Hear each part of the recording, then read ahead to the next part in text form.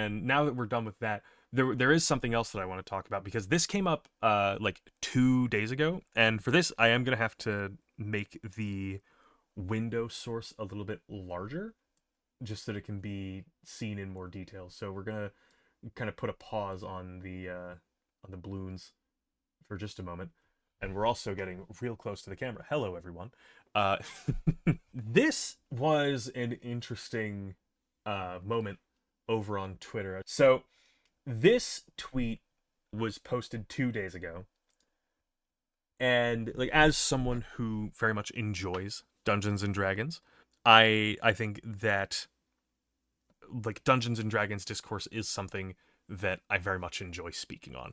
And there's nothing that has like pissed me off. Mako knows this tweet.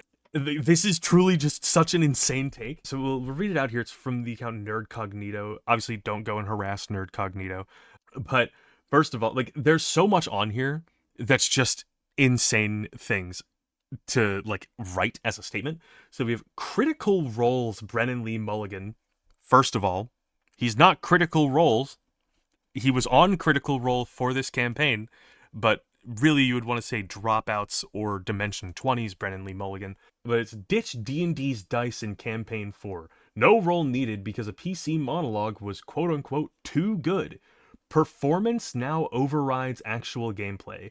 This isn't D&D, it's scripted celebrity theater pretending to be gaming. They don't really play. And I think it's very funny that they fucked up the pointed emphasis method of text. I think that's really funny. But there are so many reasons why this is bad. First of all, you can play at your table however you want. Yeah, by this tweet, half of the time that we play Dungeons and Dragons, we're not actually playing. There was something that I wanted to look up before I went into this, and I completely forgot to. So while he's looking that up, really quickly want to drop a bit of an update here. Nerdcognito made a second post in this thread a few days later. Right now it's the 17th. I'm actually going to be streaming the new Warframe update in a little bit here. But they made another post on the 8th, which was maybe a day or two after the original was posted, maybe 3 days actually, because I think it was posted like the day after I recorded this video. But they took a clip from the episode with Vic Michaelis of Adventuring Academy, where like during the Constitution check segment, I don't remember what it was, but essentially it's a bit where like the guest of the episode gives their tabletop gaming hot take, and Brennan just goes at and plays devil's advocate against it, whether he believes in it or not. And as a bit, they bring up that dice are quote unquote ableist, when like there are dice that aren't, right? If you can't read pips, there are numbered dice. If you have a hard time reading numbers, there are pipped dice, right? And there are dice of all kinds of fonts. So it's hard to really argue that in good faith, and it's very clearly a bit from the way that they're talking. So this initially made me think, oh, this is ragebait, right? This whole thing is ragebait because there can't be someone who's genuinely that stupid, right? Like, just cannot exist. And then I go back to the rest of their account to find this tweet today, and it gets substantially worse. I think these are just chuds. Like, I think these are just like right-wing grifting chuds. Like, they are AI slop-operators through and through, and they're like heinous. Like, a lot of their posts are like about how women shouldn't exist in games, and like people of color also shouldn't exist in games. Like, they complain about Daggerheart having forced diversity, and it's like it's not a thing of being forced. They just made characters that are of a diverse cast because they value diversity. They've always valued that in Critical Role. I don't know what these guys are on, but like they repost AI all the time, right? They like it. I don't understand how someone like this can be so into things like Dungeons and Dragons in the modern day. Right. Like literally yesterday, they have a tweet here.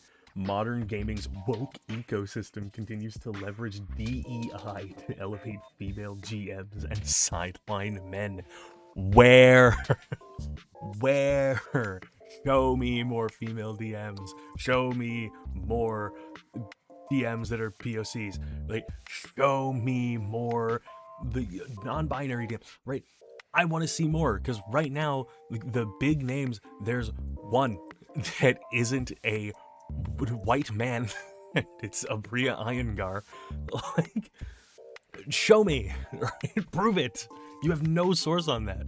It's insane. So yeah, like I was gonna make this update segment being like, oh yeah, no, this is just rage bait, but no, this is genuinely like these people are stupid. They it's insane. I just saw this. Sorry, I'm laughing. I just saw this other tweet.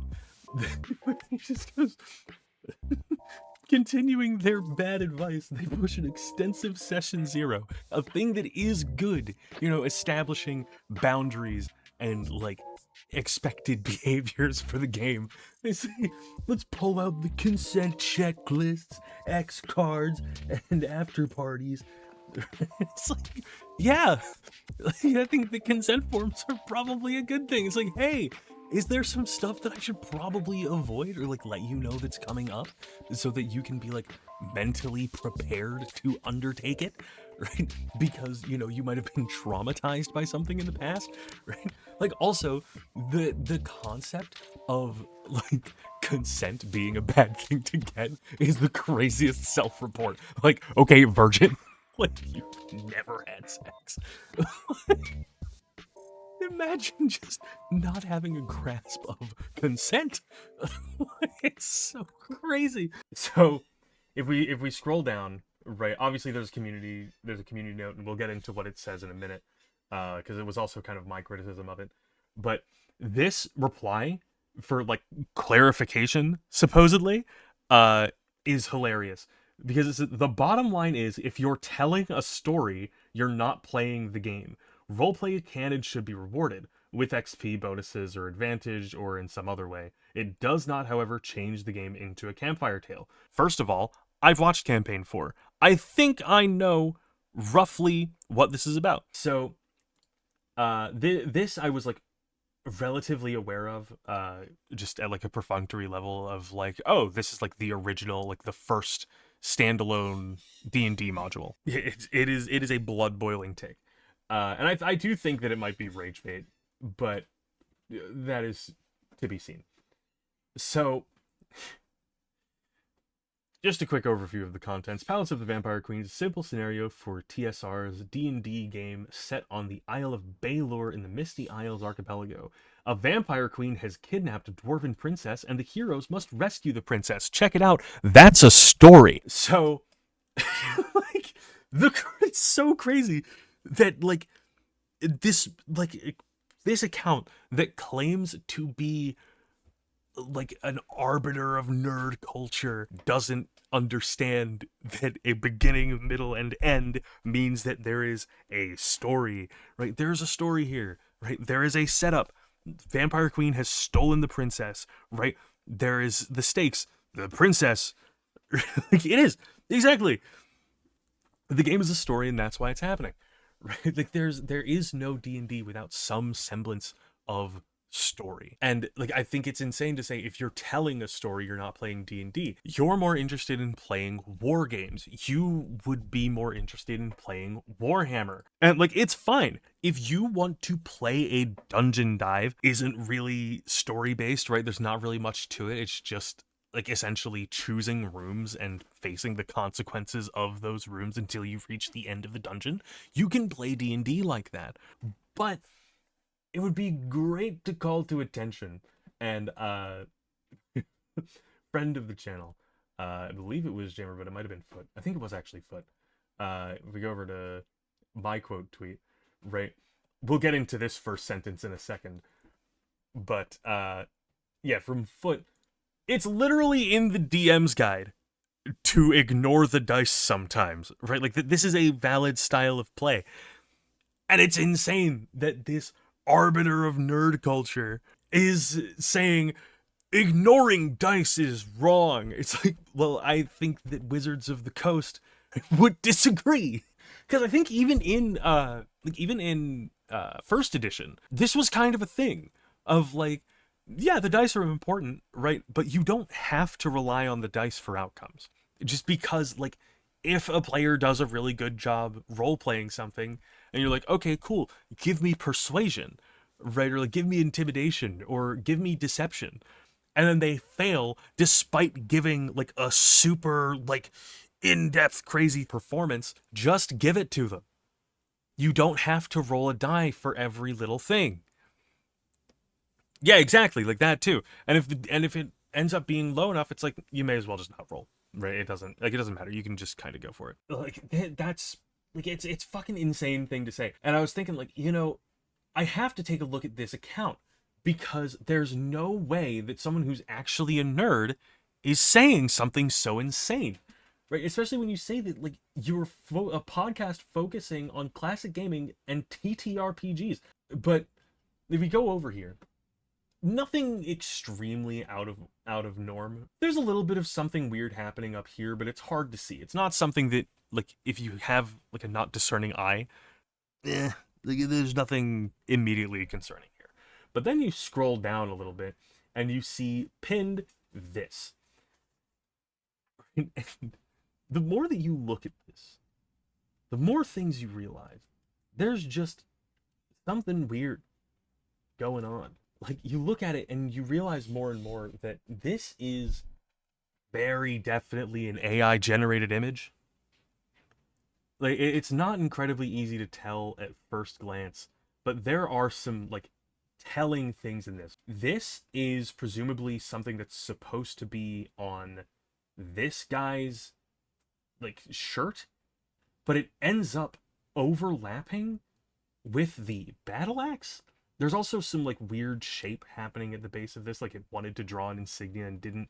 Wraps of leather wouldn't operate like this. There's just a lot of things happening here that are just wrong. And I was like, okay, how much do these guys actually use AI? Because a lot of their stuff is like retweets and quote tweets and like stealing clips and content, right? Because like this isn't them. This is someone else.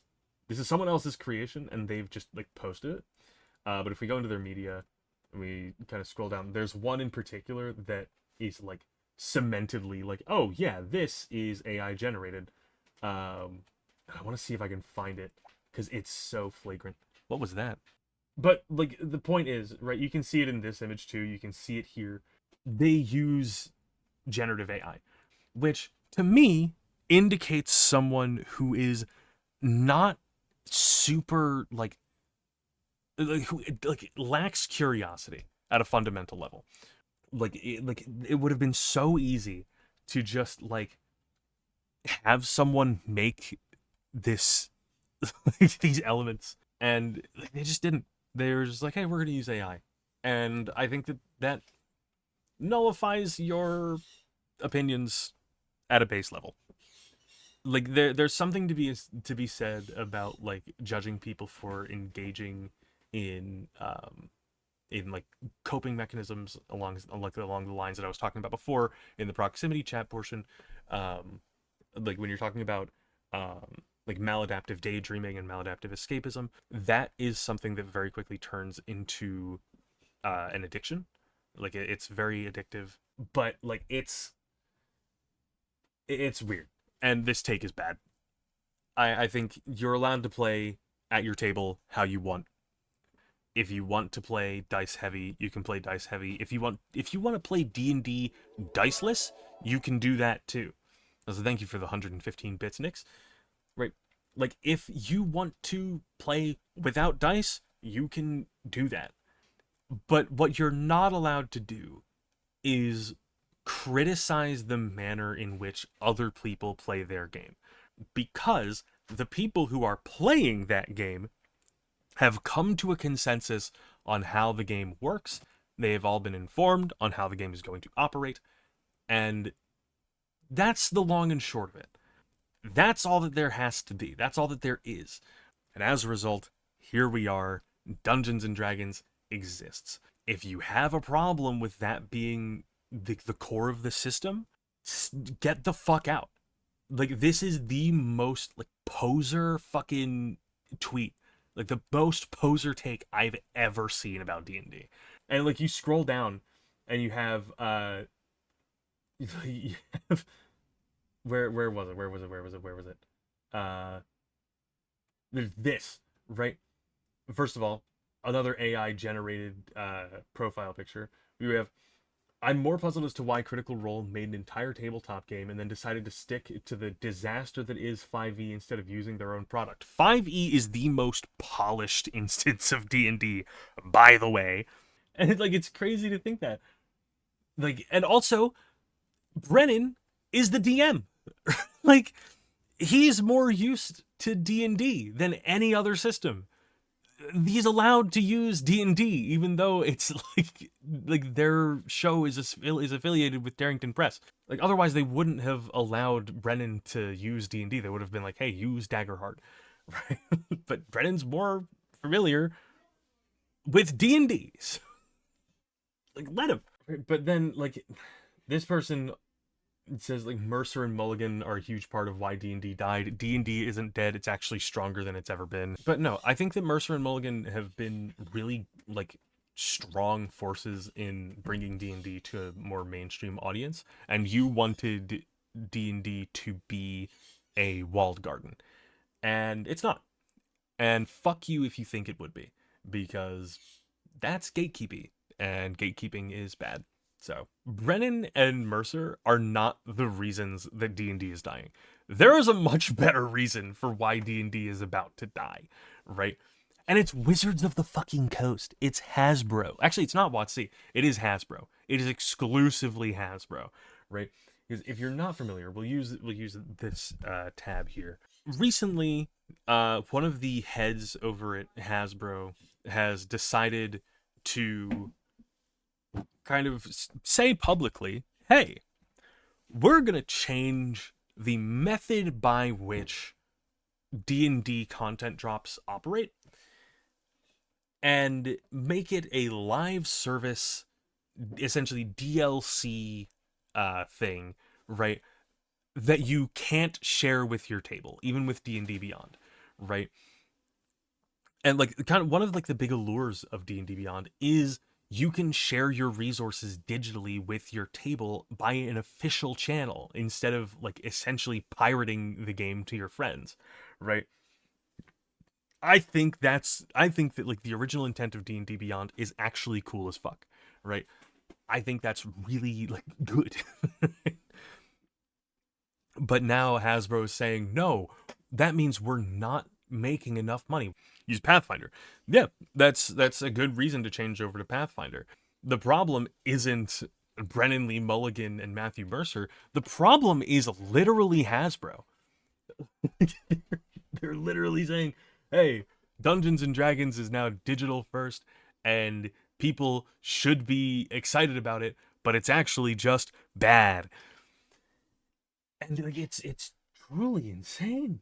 But yeah, no, it's not like the mainstreamification of D&D that's killing D&D. It's Hasbro, the people who own Wizards of the Coast, who own D&D, that is killing D&D. That's what's happening. And if you think it's anything else, you're wrong. Just at a base level. But that's really the stuff that I wanted to cover today. Until I see you again, please do remember to stay funky and keep stargazing. Good night.